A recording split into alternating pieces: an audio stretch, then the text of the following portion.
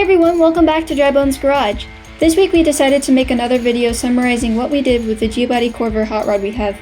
Last time we made one of these videos, we covered us getting the body resting on the frame to welding it in the floor. So in this episode, we'll be summarizing what happens after that.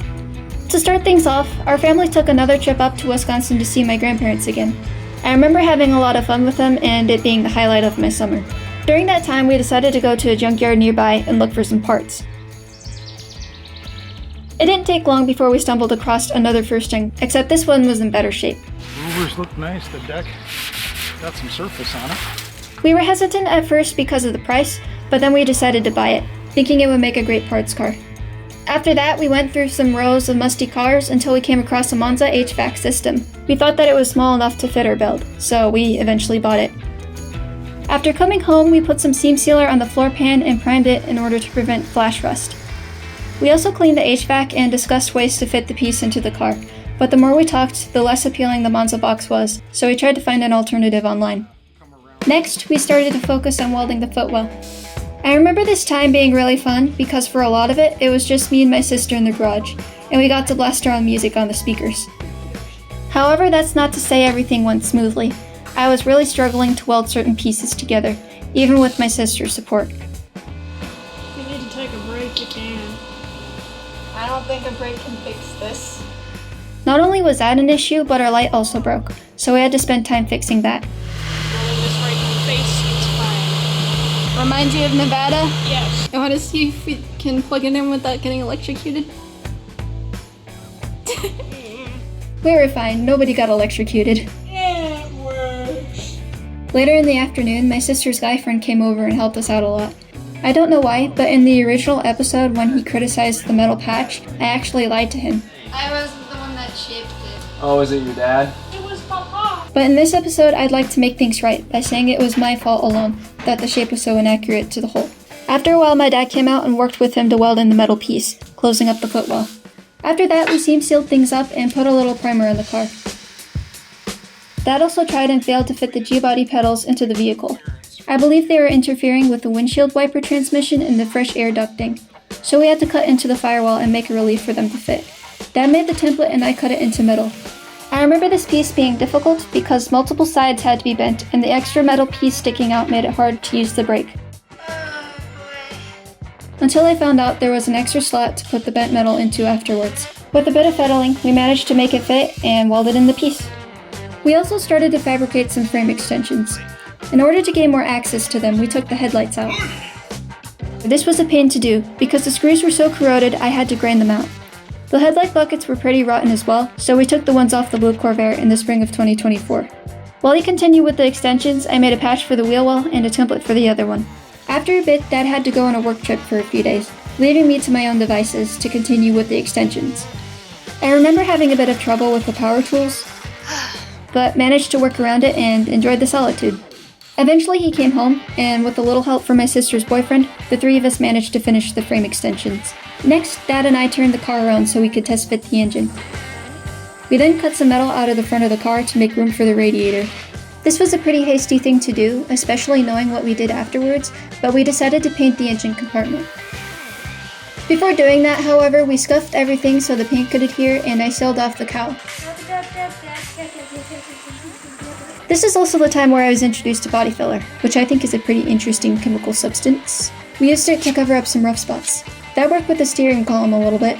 He welded the Corvair upper column to the G-body lower column. After that, we masked everything off and got to painting. I have to say, I was pretty surprised with how shiny the final product was. When that dried, we went back to the steering column and worked on it some more. Next, we mounted the engine into the car, a little more permanently this time. I also remember the engine knocking a few things pretty good as it went down into the cavity. This is about the time we discovered that we need to make more room for the cowl for the distributor and put a hood scoop on the car. We're gonna have to put a scoop on this thing. There's no getting around it. I also remember us having a hard time getting the bolts into the engine mounts. After the engine was seated, we put the trans we got from Wisconsin into the car and created a hole for the shifter to go through. After checking the trans pinion angle, we were definitely sure we'd need more room for the distributor, so we got to work cutting a relief through the cowl. I remember looking through the comment section of this video and seeing someone point out that we should have put something over the glass to protect it. I never knew that before, so thanks to whoever said that. Apparently the metal chunks that fly from a welder can melt into the glass and cause issues. Speaking of welding, we decided not to weld the bottom of the plate at that time, as we'll be pulling the engine, making access much easier soon. Next, we made a cross member for the trains, and in the process we both got some more welding practice. Because we ran out of wire, I got to see what it looks like on the inside of a welder. Pretty neat. Dad also got the opportunity to use what he learned at his job and put round instead of square gussets on it, so the welds wouldn't crack over time. We then painted the cross member and put it in the car. From now on, for the sake of clarity, I'm gonna ignore some episodes and talk about what we did for the deck lid and the hood of the car. I'll save what we did with the trunk and the HVAC for another recap episode. So to start off, Dad got another idea from a YouTube channel to use layers of muslin cloth soaked in glue to create a mold to make the deck lid out of. So we took the original lid and layered some tape and grease on the thing in order for it to be used as a mold for the mold.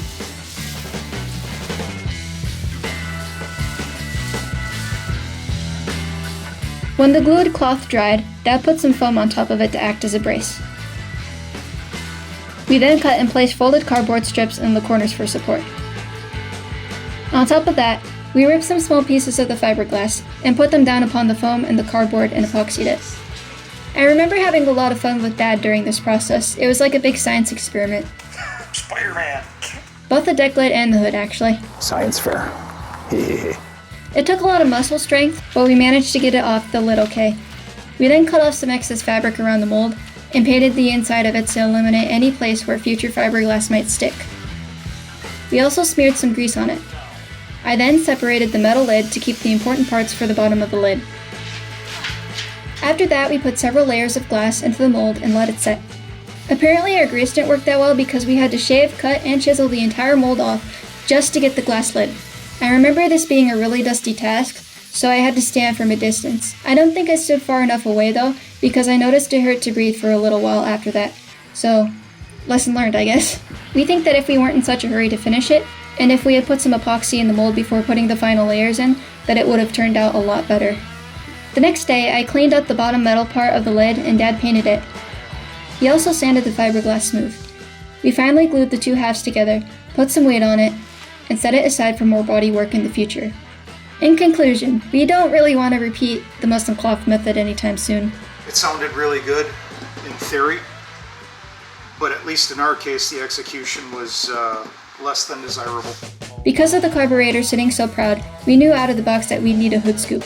I remember Dad asking me if we should try making a hood out of metal or fiberglass. You want to try making a fiberglass hood for this thing? Yeah.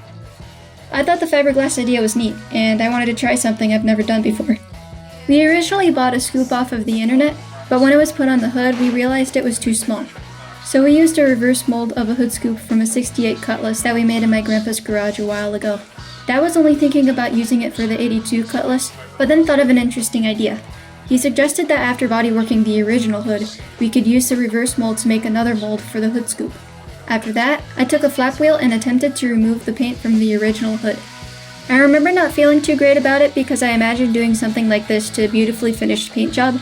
Granted, the paint on this one wasn't of the highest quality to begin with. My dad actually thinks house paint was rolled on this thing last, and looking back, we probably should have used masks, considering how old this thing is. Didn't think about that one until after the fact. Fortunately for us though, the flap wheels were clogging up under the thick layers, so we tried a less dusty way of removing it by smearing paint stripper on what was left. I then separated the metal hood and began to do bodywork on it. I didn't do too good of a job though, so Dad had to coach me on it. That was until we realized the scoop mold would be covering a lot of it, and we were close enough to the rest of it where we could just use a thin layer of mud. We then greased the reverse mold, set it on wooden blocks, clamped it down, and began to spray foam in the cavity. In the process, we used several cans to do the job. We let it sit for several days and eventually came back to egg soup. Or honey, whatever you really want to call the sticky stuff. I got egg yolk on me. I'm still not sure why it turned out that way. I've done small scale things using foam. Never done anything this big trying to use foam, so kind of a learning experience. Learning experience. Dad cut the top of it and let it dry out some more. We ran out of foam, so Dad ended up filling the form with drywall mud. We also tried to put some paint resin on the wet foam to stiffen it up, but it was counterproductive, burning through it. We then used chalk lines on the mold to locate our transitions and ensure we were square to the center line. We also made a makeshift template thing to help us define its shape more. I then put body filler on the piece, although I was kinda slow. Then Dad came along and laid some Marglass on it. For a while there, it was just mudding and sanding and mudding and sanding, until we put it in primer. Throughout this time, I struggled to understand how to sand the piece.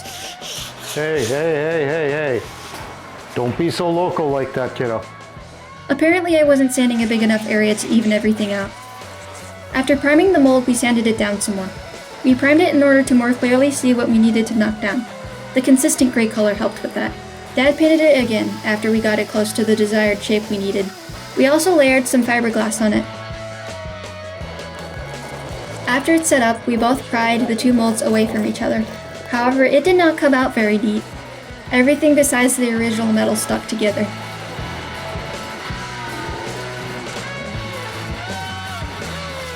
Dad peeled the foam, but everything else had to be chiseled out. We also noticed the funky chemical reaction with the paint in the primer. Dad thought that's why it was so hard to peel apart. He later hit it with the paint stripper and sanded the inside down. We had to do that a lot. Then we cleaned it, polished it, and waxed it. We then created a fiberglass sheet to act as a heat shield. We pushed some glass layers into the mold, and then we placed the glass sheet, or membrane, whatever you want to call it, on top of it, putting a cardboard pipe underneath to stabilize it. I think I pushed up on the wrong end though. After letting it dry, we had a hard time pulling it apart, but Dad had an idea. He suggested that we take it outside, spray some water inside of it, and let it freeze and thaw over several days. We ended up doing that, but it still failed. There were some dents in the mold we couldn't sand out, so we already suspected that there might be an issue. Then we took things up a notch by using a power washer to force them apart. This certainly wasn't very fun to participate in, but I think it's funny to watch though.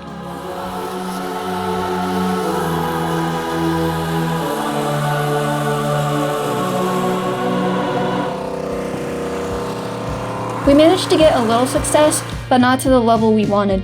Then we brought it back into the garage, cut a slit through the membrane, elbow greased our way through the gaps, and finally managed to get them separated.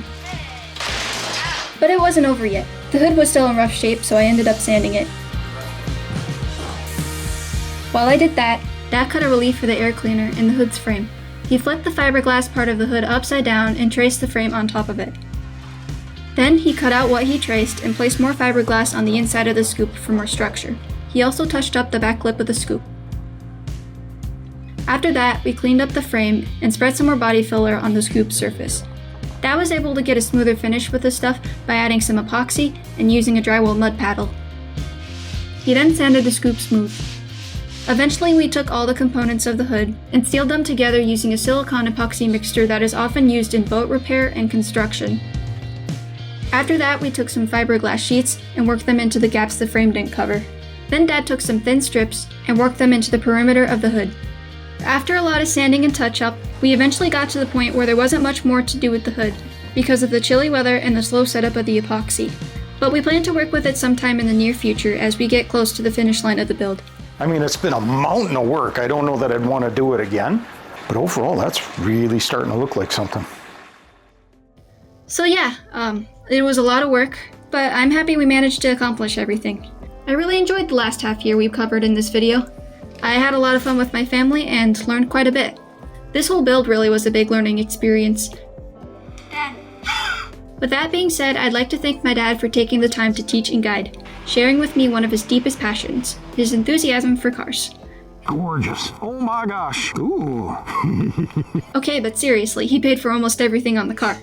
I would also like to thank my grandpa, because he donated the engine, trans, and hydraulic clutch for the car.